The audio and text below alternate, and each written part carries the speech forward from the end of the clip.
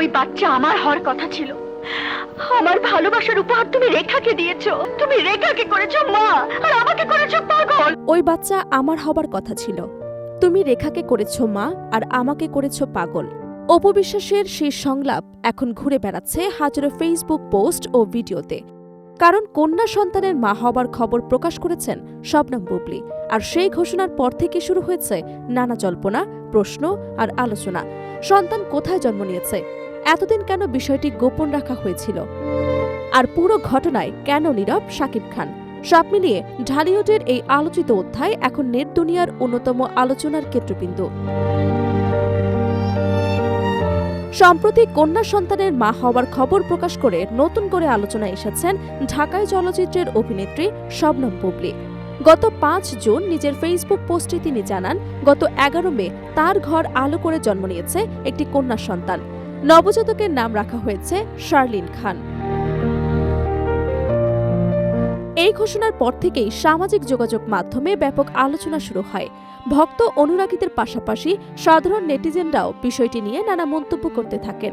বিশেষ করে শাকিব খান, বুবলী এবং অপু বিশ্বাসকে ঘিরে পুরনো বিভিন্ন ঘটনা আবারও আলোচনায় উঠে আসে। এদিকে খবর প্রকাশের পর ফেসবুকে ভাইরাল হয়েছে শাকিব খান ও অপু বিশ্বাস অভিনীত একটি চলচ্চিত্রের দৃশ্য। সেখানে অপু বিশ্বাসের বলা একটি সংলাপ বর্তমান পরিস্থিতির সঙ্গে মিলিয়ে দেখছেন অনেকেই। ওই বাচ্চা আমার হওয়ার কথা ছিল। আমার ভালোবাসার উপহার তুমি রেখাকে দিয়েছো। ফলে সামাজিক যোগাযোগ মাধ্যমে বিষয়টি নিয়ে হাস্যরসাত্মক নানা পোস্ট এবং ভিডিও ছড়িয়ে পড়েছে।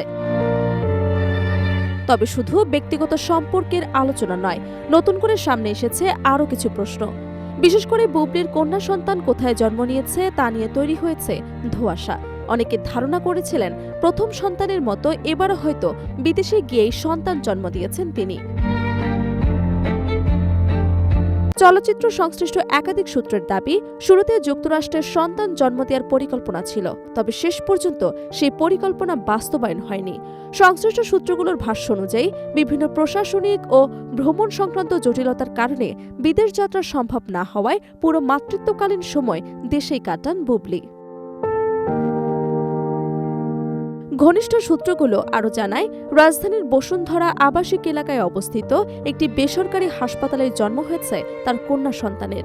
যদিও এ বিষয়ে এখনো আনুষ্ঠানিকভাবে বিস্তারিত কোনো বক্তব্য দেননি এই অভিনেত্রী। সন্তানের খবর প্রকাশের পর সামাজিক যোগাযোগ মাধ্যমে শুভেচ্ছা ও অভিনন্দনে ভাসছেন বুবলী। অনেক ভক্তের মতে জীবনের এই গুরুত্বপূর্ণ সময়টুকু তিনি জনসম্মুখের আলোচনার বাইরে রেখে শান্তভাবে কাটাতে চেয়েছিলেন বলে বিষয়টি এতদিন প্রকাশ করেননি। বর্তমানে মাতৃত্বকালীন সময় উপভোগ করছেন এই অভিনেত্রী। পরিবার এবং নবজাতককে সময় দিচ্ছেন তিনি।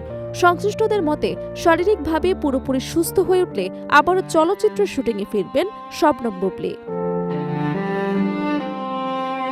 সব মিলিয়ে কন্যা সন্তানের জন্মের খবর শুধু আনন্দের উপলক্ষই নয়, নতুন করে আলোচনার কেন্দ্রবিন্দুতেও নিয়ে এসেছে শবনম বুবলীকে। আর সেই সঙ্গে পুরনো সম্পর্ক, ভাইরাল সংলাপ এবং নেট দুনিয়ার নানা প্রতিক্রিয়া মিলিয়ে বিষয়টি এখন বিনোদন অঙ্গনের অন্যতম আলোচিত ঘটনায় পরিণত হয়েছে।